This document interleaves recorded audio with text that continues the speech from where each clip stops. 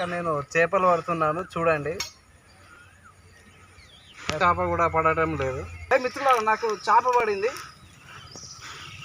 చూడండి మిత్రులారా. నేను ఈ బొచ్చ చేపని ఆది మానవుడి పద్ధతిలో వండుకొని తినబోతున్నాను.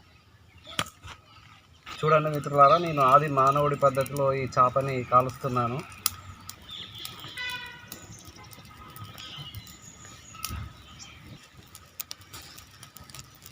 మా చేప మొత్తం ఉడికిపోయింది. దీన్ని నేను ఈ కస్టర్డ్ యాపిల్ చెట్లలో ఎత్తుతున్నాను.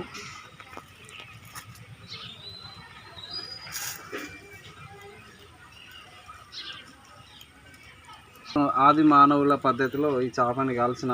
ఒకసారి దీని రుచి ఎలా ఉందో చెప్తాను.